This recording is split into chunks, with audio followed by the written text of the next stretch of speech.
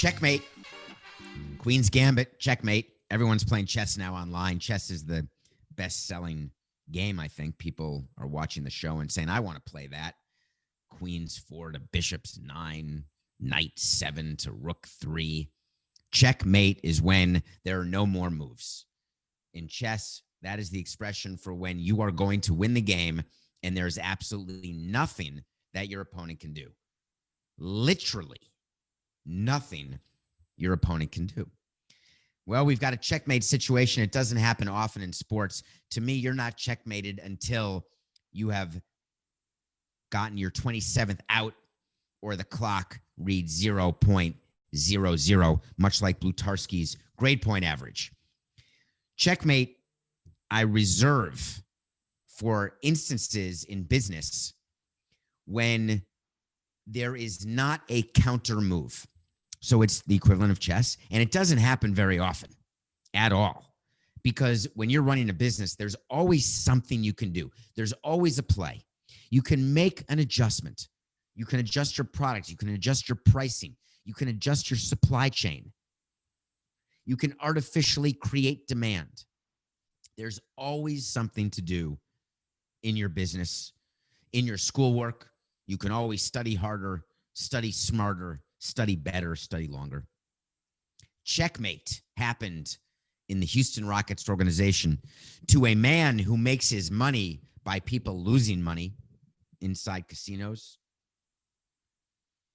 Checkmate happened when James Harden decided, as we told you he had, that he would no longer play for the Rockets, that it was no longer good enough to get $50 million a year. It was no longer good enough to have a restaurant in a city of your name, to be the hero of your city. Something happened where he said, Ganug, it's enough. I'm done with Houston. And he made it so the Rockets had no choice. I would not have been checkmated during this scenario, and I told you that during yesterday's show. The opposite. I would have put him into checkmate. The way you put a player into checkmate with a no trade clause when they don't want to be traded, and you say, no problem. You don't want to be traded to a team I want to trade you to, then I'm going to sit you on the bench and I'm going to surround you with a bunch of 7-star recruits. Although, wait, Coke, is that good if you're a 7-star recruit? The opposite, 0-star recruits, minor leaguers. I'm going to make it so you lose 100 games every year your entire career. Good luck. Have fun. I would have let James Harden rot away on the bench. If I'm Steve Silas, I don't put him in the game. I don't care if the Rockets lose 60 games and get the number 1 pick or the best chance in the lottery. You do not let your player checkmate you. You cannot, because what that does is inform the behavior of the next player and the next player. How do you walk into your clubhouse in Houston and look at your players and say, we're better now? James Harden is on the Nets. We've got a bunch of first-round picks. We brought in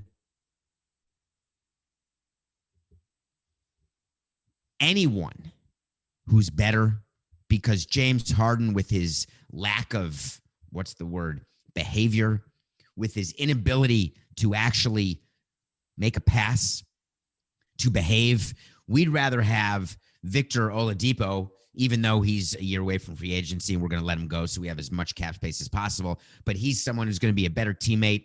He can get to the rim. It's going to be better. I promise you. We're a better shape now. And you know what the players say in that clubhouse? They look at the GM and the owner and they laugh. They laugh. No matter what DeMarcus Cousins is saying about how disrespected they all feel with the way James Harden acted, and they do. And they do feel that way. The reality is, as a player, they're saying to themselves, wow, the pendulum has swung in the NBA so much. We've got the power. We can checkmate our organization when we want something. James Harden manufactured this trade to the Nets, and you knew on Nothing Personal this was coming. We played it out for you exactly as it would happen. Because of the weakness of player-centric owners, the fear that the Frankenstein they created will overtake the mad scientist. The concern that there will be one tiny thing that doesn't go a superstar's way that will cause the superstar to act like a petulant child. And then you give in to every single want and desire of that player. It's an outrage. Everyone's calling it, what a big trade. Unbelievable. Blockbuster. Are these people kidding me, Coca? Do they not realize that this was the most telegraphed trade in history? Do you remember when Harden said, I want to go to the Heat, the Nets, the Sixers? Well, who are the final two teams? It was the Nets and the Sixers. The Nets gave until it hurt in a deal that they will come to regret by giving up all the first-round picks they did. It's like the Garnett and Pierce deal. They gave up 4 first-round picks, 4 first-round pick swaps. It's just incredible to me, actually, if you think about it. As an organization, you can say the Nets have done this before and it failed. Why would they do it again? It was under a different regime. The chance that the Nets have to chip away at what the Knicks have in that market was too good to pass up. The chance to artificially manufacture a super team with Harden, Durant, and Irving was too great to pass up. Except they only have 2/3 of that super team because Kyrie Irving is still AWOL.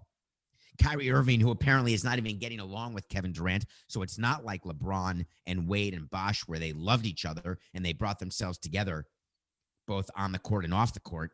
Everybody's trying to copy that version of a big three, and it can't be copied. It can't be replicated. It's not and never happened again. Kyrie Irving, it just makes me laugh. What's he doing today, Coco, would you say? Just out of curiosity. Is he deciding whether he wants to step away for good? Or is he deciding now that we have Harden, I want to come back and I want to help Steve Nash win a title, which he never was able to do? Did Steve Nash win one with the Lakers, actually? He may have won one when he left the Phoenix Suns and the Mavericks. He may have won one, Coco, with the Lakers as a player. Kyrie Irving comes out and says there are reports today that he's furious with the Nets for not giving him more input over their head coach hiring. He didn't want Steve Nash. We know that. We covered the fact that he and Durant wanted to be the coach of the team. What makes me laugh about these reports about Kyrie Irving being furious at the Nets right now is the word of the day, checkmate, empowerment we've used. It is run amok in the National Basketball Association. And what is worse is that players in Major League Baseball and the NFL, they pay attention. They all see and know what goes on in the other leagues. It gets chirped about in the clubhouse. We put newspapers out and the headlines are right there. There have been times in the clubhouse, by the way, where I wanted to pull the newspapers when there were negative things written about the organization, negative things written about Jeffrey or about me or about a player. I would try to get to the clubhouse and tell the clubhouse guy, hey, listen, instead of putting the papers out, let's put different papers out. Let's not put these papers out. It was a total form of censorship, and it was all great until the intergoogle happened, and then it didn't matter because no one was reading the newspapers anyway because they got their news on their phone, and I couldn't censor that as much as I would have liked to. And by the way, we had the ability to block certain websites when you're on the Wi-Fi in the stadium, so you couldn't get to a website, which is total censorship, but we did it under the guise of productivity, saying if you're on CBSSports.com or other sports websites, then you're not doing your job. But we really did it because sometimes we wanted to control what people were able to access at work. Players now access everything, all the negative, all the positive. They see it all in every sport. And so everybody's watching the NBA right now and wondering if James Harden was able to manufacture his way out of Houston 2 years into a 4-year deal that, $50 million a year, then what's going to stop Giannis? He got his guaranteed money from the Bucks. What's going to stop him from being upset if Milwaukee doesn't win? They didn't get Bogdanovich, who, by the way, fractured his knee or something. I don't know how long he's out, Coco, but he's out. Coco's disappeared from my ear. He may be checking on Steve Nash's whether or not he won a championship, or he may just be taking a crap. I'm not sure which it is. I ask for 45 minutes during the show, plus the hours before and after, but sometimes you got to do what you got to do. So Coca's gone. We're flying solo. We're free, Jerry. We're free. That's a Seinfeld reference to not wearing boxers, in case you want to look at the YouTube clip of that, because it's super funny. So that's it for me in terms of Kyrie Irving. It's an outrage. That's it for me in terms of the trade. You're going to hear everything about this trade. They're going to break it down. People give grades. The Nets get a C+. The Rockets get an A-. The Pacers get a D-. That's just media doing what they do, trying to get the clicks and try to get you to read it. You cannot grade this trade right now at all. So here's my grade for this trade. That's funny. You can't grade it, and now I am grading it. Incomplete. If the Nets don't win a title with Harden, it's a failing trade. Period. It's not making the conference finals. It's not making the NBA finals. You've got to get a ring on your finger. Put a ring on it. I think that's a song, Coca, but I don't even know the words to it. Are you going to put a ring on it? Put a ring on it, ring on it. I think that's how it goes. Although I don't know if those are the words. Oh, if you like it, then you should ring it or something. If you like it, then you should put a ring on it, it's Beyonce. Right. I remember that now. Only because you just whispered it to me. God, is that an old song, by the way? Is it now that people in sort of 15 to 25 years old, to them, is that like an 80s classic song now? It totally may be. So it's a total incomplete trade. You can listen to other podcasts if you want. I won't consider it cheating. You can listen to other shows, watch, and you will hear them break it down. It's ridiculous. Don't you want to see who the first round picks are? Don't you want to see how successful Houston can be, how long they're in the dumps, whether or not they can make it back and rebuild, how good their GM is, how good Sean Marks is in New Jersey, what it'll be like if Kyrie comes back, if he doesn't come back, whether the Nets are going to suspend Kyrie without pay and use that money and get cap relief, whether or not Durant's going to stay healthy, whether or not Harden actually gives a crap now that he got out of Houston, maybe he just wants to pursue other business interests in New York, maybe wants to pursue the nightlife in New York, maybe wants to just go to scores in New York. Don't you need to wait to see? Meanwhile, part of the fallout of that trade is that you're stuck in a position where the team who didn't get Harden has some splaining to do. Word came out, and it was accurate, that the Philadelphia 76ers wanted James Harden, and they were willing to trade Ben Simmons to get him. Ben Simmons was supposed to be part of the young, trust the process along with Joel Embiid, and they were supposed to win in Philadelphia. They have absolutely underperformed. Ben Simmons, for whatever reason, can't shoot the ball, but that doesn't matter. I don't want to get into an evaluation of Ben Simmons as a player. You don't come to Nothing Personal for that. You come to Nothing Personal to know what you do when Ben Simmons walks in the locker room yesterday, comes to practice, comes to the pregame, and is the GM and the coach, the new coach of the Philadelphia 76ers, whose name is Doc Rivers, Daryl Morey. They come downstairs, and here's how the conversation goes. I want to give it to you exactly because I've had to have it before. It happens every year at the MLB deadline when there are players out there, when we're leaking the fact that we're dangling players because we want to trade a player who's making more money than he's worth, and then we don't get the trade done because no one wants him, and we're not going to release him. We'd rather have him play for us if we've got to pay him anyway, and then we got to go see him on July 31st when the deadline is up, and because there's always games the night of the trade deadline, and you got to say, hey, listen, I would do an ass pat. I would go to the locker and I would wait for the player to stand up. This is important, the way I would use my height. I am 5'5".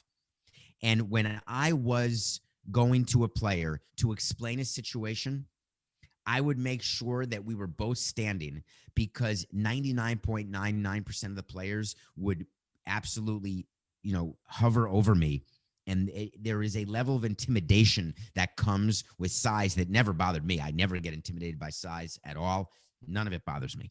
As you know, I've never been punched, and I've never thrown a punch in my life at the young age of 52. And I've got a mouth, and I've just been able to talk my way out of everything. But I like giving the player the feeling that he has power when I am going and saying, here's what we did. Here's why we did it. You are still here. Go get him because you need to perform for you, not for me, not for the team. You've got to perform so that you are wanted by other teams. And I wouldn't shy away from it. I wouldn't deny it. I would be honest with the player. Other conversations with players would be had while seated. The conversations I would have with players when they were seated and I was seated is when I needed their buy-in to something and I wanted them to see that I was serious enough that it required a quote unquote sit down. So I would think in advance when I was approaching players, and I did this in business too. There's sometimes when you do a phone call, sometimes you do a fax, sometimes when you actually fly to see the person, sometimes when you demand the person flies to see you. You have to know in advance what you're trying to get out of a specific meeting or a specific communication, and then you adjust your body language accordingly. But make no mistake about this, and this is a little off the subject, but every word you say and every gesticulation you have, every body position has to be purposeful for you to get what you want out of that encounter. Don't leave it up to chance. Don't make it up on the fly.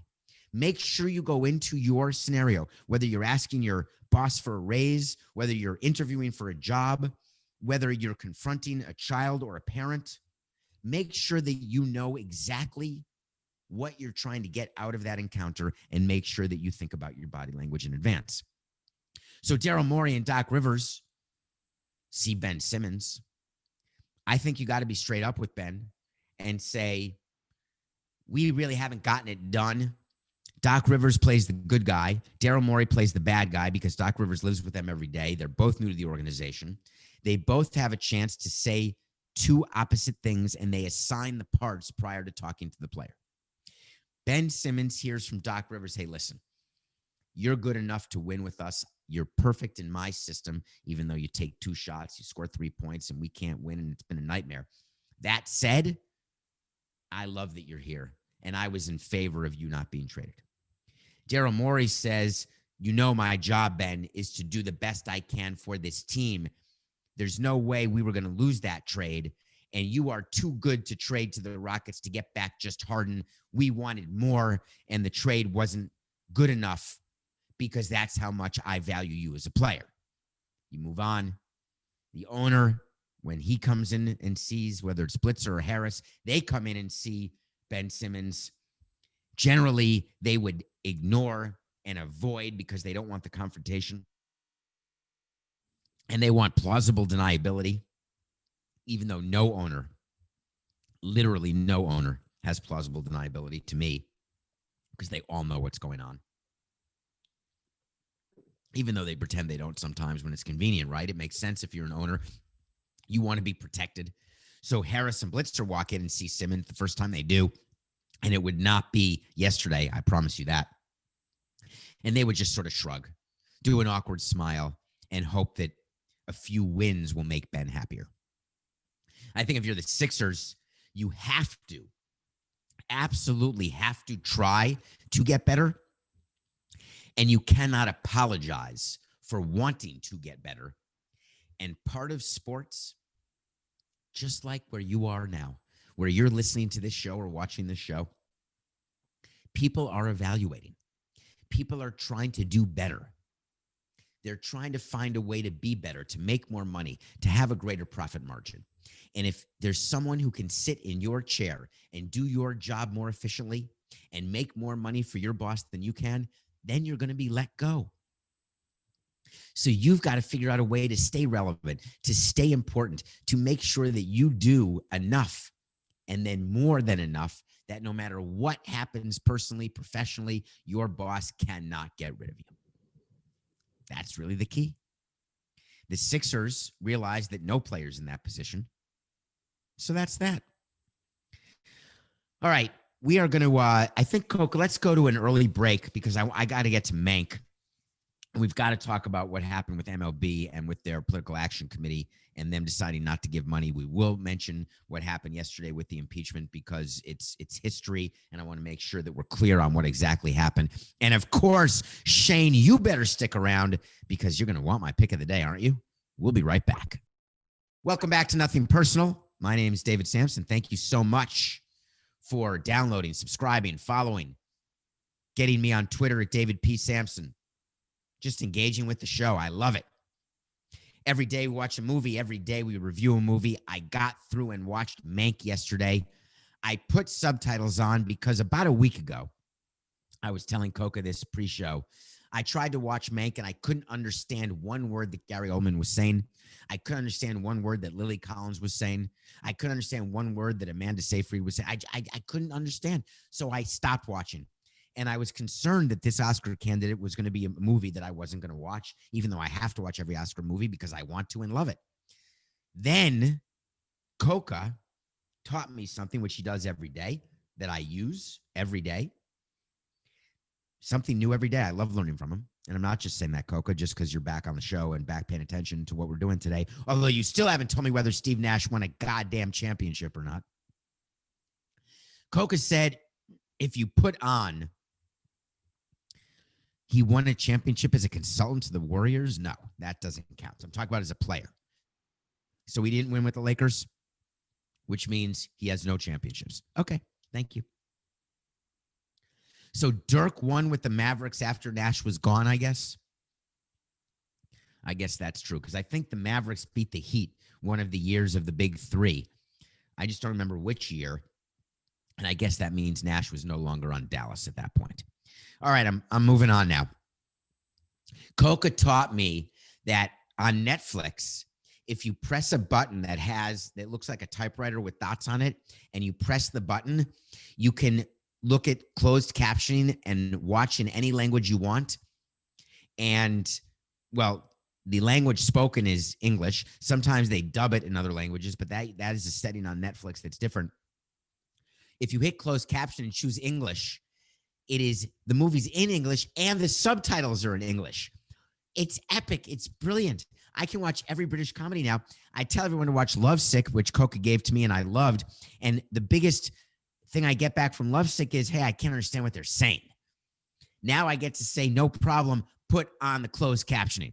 So I watched Mank. It's about Herman Mankiewicz, the writer of Citizen Kane, the co-writer, in theory, of Citizen Kane, and the story of old Hollywood and how Citizen Kane came together, the relationship between Orson Welles and Herman Mankiewicz, how Herman Mankiewicz was viewed in Hollywood. There is an undercurrent of anti-Semitism. There is an explanation as to how Citizen Kane came to be. There is an incredible performance by Gary Oldman. I mean, it is as good as his performance in The Darkest Hour, his performance, Oscar-winning performance of Winston Churchill. I am now almost ready to say, and I only say almost because this is a very heavy thing to say, that Gary Oldman may be one of the top 4 actors of my lifetime. I'm not there, but I feel like I need to really focus on that and think about that because his performances continue to get better and better. And you forget about some of the other ones when you go back and watch True Romance and remember what character he played in True Romance as the drug dealer. I think he was, and now I'm really testing my memory. I think he was like a Rastafarian drug dealer in True Romance. In any case, I got through Mank. It is 2 hours and 12 minutes of brilliance. It is black and white. Get through it. We're all adults here. It is meant to copy what a movie would have been like had it been filmed around when Citizen Kane was being written. It ends with what the result is of Citizen Kane once it is released and how it does in the Oscars. I've got a small prediction. Spoiler alert. It's not. Yeah, is this a spoiler alert? Not a wait to see. But I believe that Mank will win more Oscars than Citizen Kane. I didn't say get more nominations, but I think it'll win more Oscars. I ask so much of you every day to give me 45 minutes. I encourage you when there are things that I watch to give me even more time. And I try to be honest with you and say what's good, what's bad. Don't bother. I'll take care of it. I watched it for you and I'll review it. Mank is a movie that should be seen as a window into what the big studios used to be like and the unbelievable changes that have been made in Hollywood. The star power that exists today in the NBA, in Hollywood. Back then, it was all about the person running the studio. It was all about the studio executive and the power that they had and the people who were funding the movies. Fascinating movie called Mank. Please check it out. Okay, I got to get to MLB right now. It's important to me, and I hope to you, that you are with me in terms of what took place yesterday and understanding the significance of it. There have only been 4 times that a president has been impeached: Johnson, Clinton, Trump, and Trump. Impeachment does not mean removal. Literally, impeachment is when you have articles of impeachment that are deliberated by the House, which is one part of Congress, and you impeach a president is the same as indicting that president. You are putting forward a charge to be considered by the Senate and the 100 U.S. senators in a trial. There will literally be a trial now of Donald Trump with the charge of inciting riots and mobs. Obviously, no president's ever been impeached twice. There's only been 3 presidents impeached ever. Obviously, we don't know what will happen with the Senate, but what we do know is there was one of the great bipartisan actions. Enough Republicans have realized that at some point, too much is too much. But what really is the story is that we touched on it yesterday, where Trump and business are now at odds, and all of the money that Trump wanted to make post-presidency is now at risk. But now we are seeing leakage. The leakage is that Republicans used to bask in Trump's glow of his base and of the scores of millions of voters that he had loyal. They would follow him because they needed those votes and that base for their own reelection. So they would ride his coattails. Very common in politics to ride coattails of a popular candidate. For that to change requires an epic act. And what you're seeing is an epic act, not because politicians are saying we're running away from Trump. No, that's not happening, actually. Businesses are running away from donations. And politicians need donations to run campaigns. They need the contributions. And company after company is saying we are halting contributions to all Republicans, not just what some companies did in the beginning, which of course was a lot of smoke and zero fire, by saying we are not going to give to those individual candidates who supported storming the Capitol. And I explained on Twitter that doesn't mean squat, because if you give to a PAC, you don't know where the PAC is giving. But that wasn't enough. Now companies are coming out and saying, you know what? You're right. We can't keep giving to PACs because we don't control who the PACs give to. And if we give to a PAC and that PAC gives to a candidate who supported Trump and storming the castle, then all of a sudden we have, by transitive property of contribution, contributed to the very person we said we wouldn't contribute to. So the only way to cure that is not to give to the PAC. Houston, we've got a problem. Because if big companies stop contributing to the PAC, that's the way that these candidates don't have to block and tackle by getting $500 at a time or $2,500 at a time. PAC contributions in many cases can be unlimited. That's the whole point of a political action committee. Major League Baseball came out yesterday and they suspended all political contributions, all. And it is a big deal because baseball uses political contributions to get what it wants on Capitol Hill. I was a part of it. There was something called the Washington Business Forum, led by Jerry Reinsdorf. To be a part of it, you donated $5,000 to the MLB PAC per year. As an organization, they asked for $15,000, but it could only be $5,000 per person. So Jeffrey would give, someone else would give, I'd give. As part of the Washington Business Forum, we got to go to Washington at the Hay Adams Hotel and rub elbows with all of the leadership in the House and the Senate because they all wanted to meet owners and presidents. and we'd have a dinner. There'd be a speaker, whether it was Newt Gingrich or Steny Hoyer or, I mean, all of the superstars, Ken Conrad, all the superstars of the Senate or the House. And so I got a relationship with many people on both sides of the aisle to this day that has lasted. And the reason why MLB does this should not shock you. It's not because they're all excited that we can have a personal relationship with Newt Gingrich. No. It's to make sure when we need something that we can get on page 1,937 of $1 trillion spending bill and make sure that we don't have to pay minor leaguers the minimum wage. I'm sorry, but that's the truth. The reason people give money to politicians is when they want something, they call on those politicians, and then they get it. It may not be fair, it may not be right, but it is real. We are now in a position in history where organizations are saying the power that we get on Capitol Hill is not worth it anymore because it's not big enough compared to the revenue we will lose by not taking this stand. By fans and by corporate partners and by sponsors looking at our behavior, at looking at us supporting an insurrection and a coup attempt. We cannot have that. No way. That's how decisions are made in the big boy room. You put on the big boy pants, you tighten the belt, and you say, which side do we need to be on in order to lose the least amount of money while maintaining the greatest amount of leverage politically?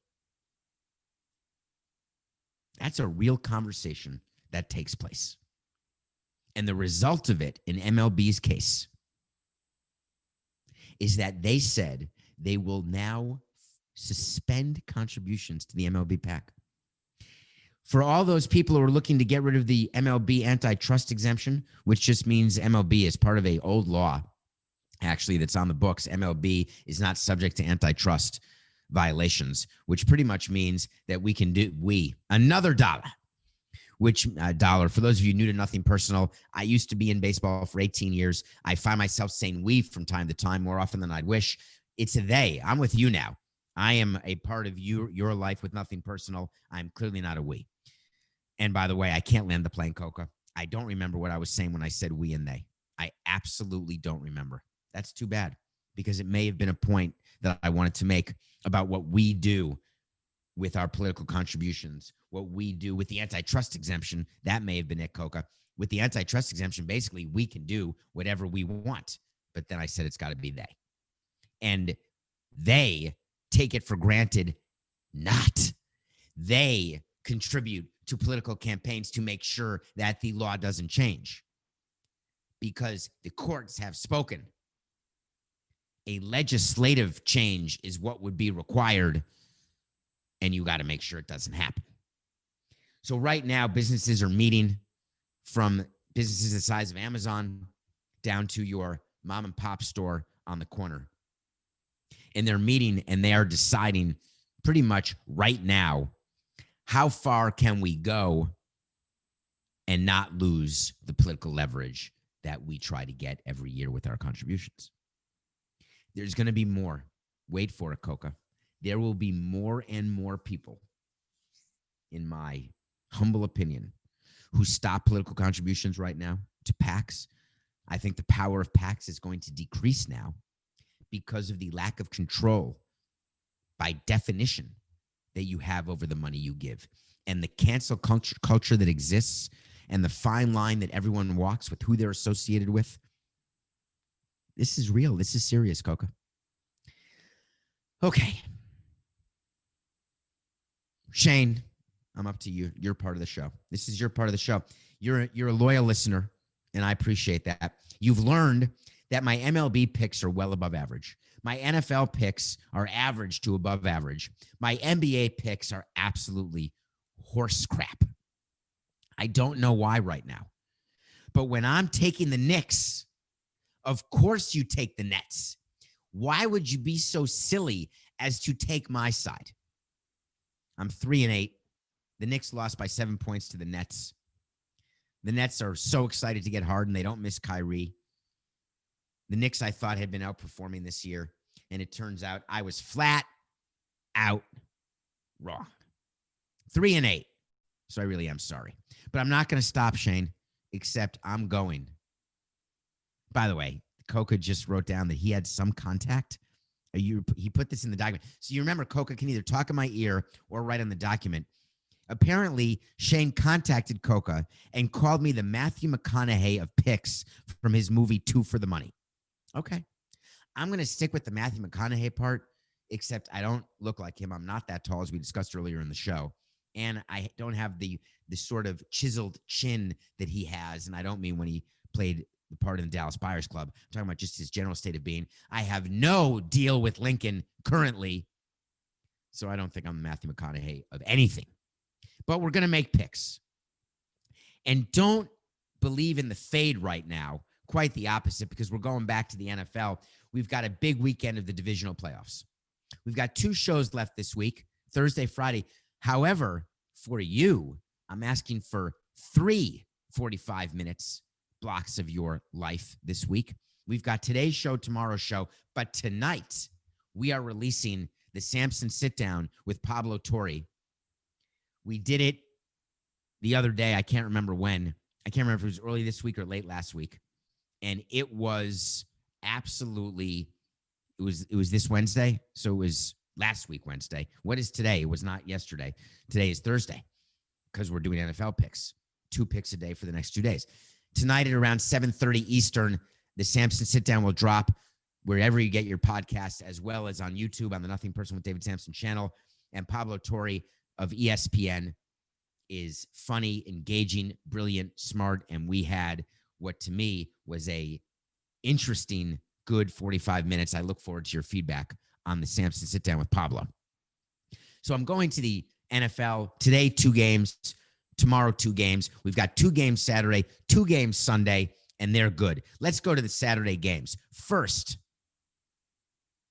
what are you going to watch? I'm going to watch Packers-Rams, right? It's the first game. It's at 4:35 on Saturday. Here's my pick. The line is 6.5. I'm slightly concerned about the Packers looking forward to the NFC Championship, which they've been dying to host at Lambeau. It's been Aaron Rodgers' dream. He has never hosted an NFC Championship at Lambeau Field. I feel like they could look ahead past the number 6 seed to the winner of the Saints-Bucks game, knowing that Rodgers will face either Drew Brees or Tom Brady in what would be an epic NFC Championship. I know that they're not going to look past the Rams.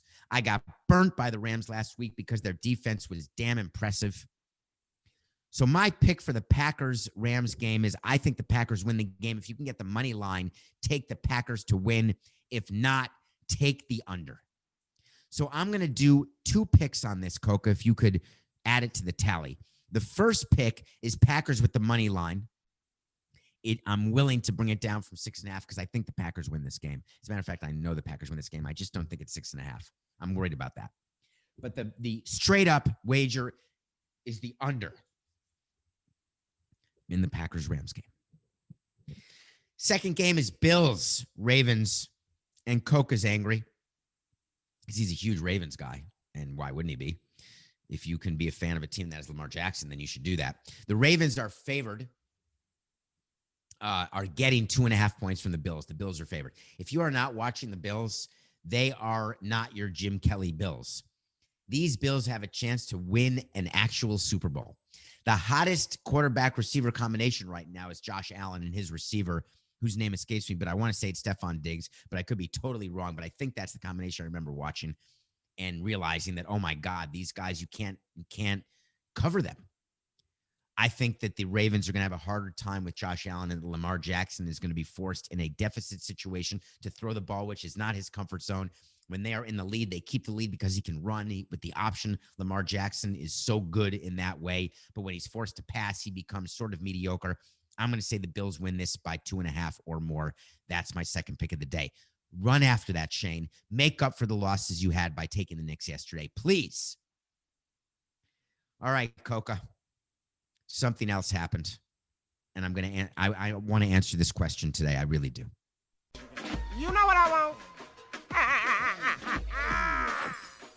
want to talk to Samson. I want to talk to Samson. Something happened that I'm not gonna not talk about, even though we only have 5 minutes left in today's show. Someone said, if you were running the Dolphins, how would you deal with your own players wondering whether Tua was good enough to be a winning NFL quarterback? So you want to talk to Samson, you get to me on Twitter, David P. Samson, ask a question. I'll try to get to it when it's a trending, interesting topic that interests me, not Coca, not me, both of us together. The only way we wouldn't answer it is if it doesn't interest either one of us. And that's not too common because we have such diverse interests, which is why we work so well together.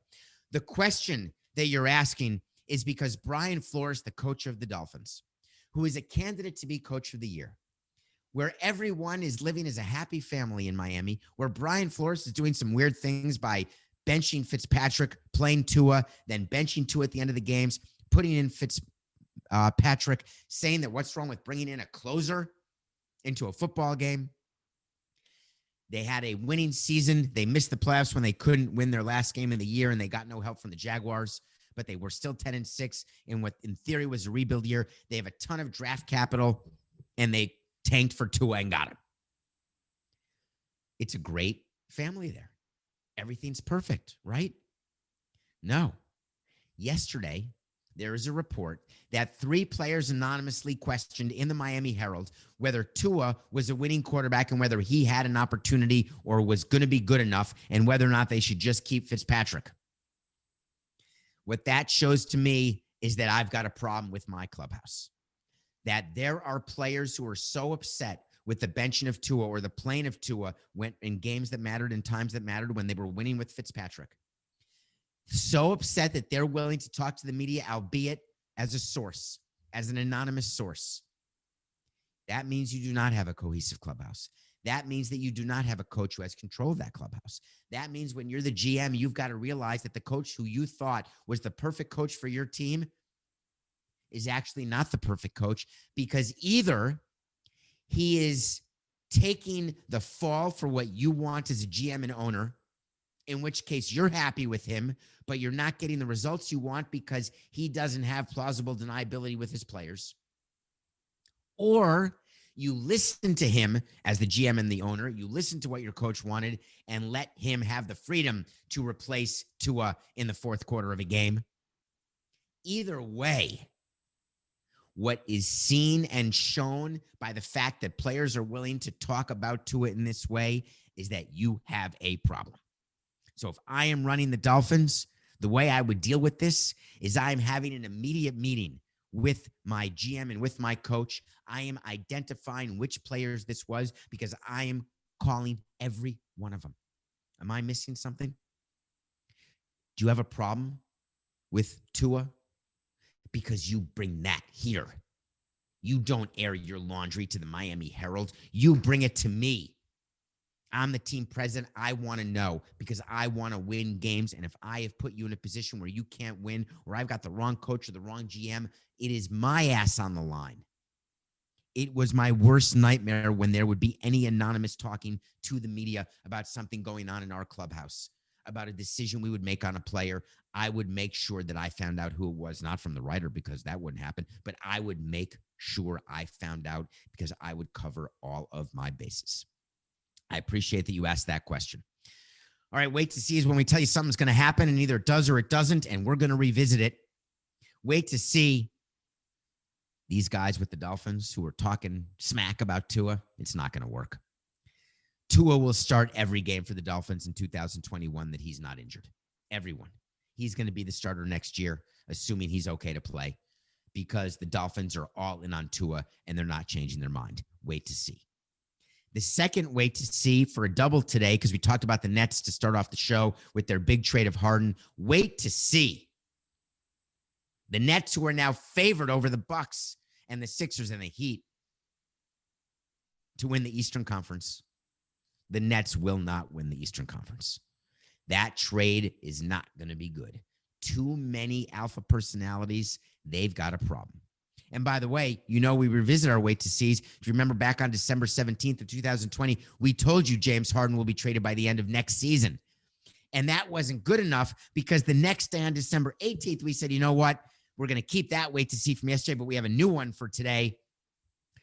James Harden will be traded before the end of this season. Guess what? That's a double yes. Both the wait to sees from December 17th and December 18th came true. Wait to see. It's just business. You've been listening to Nothing Personal.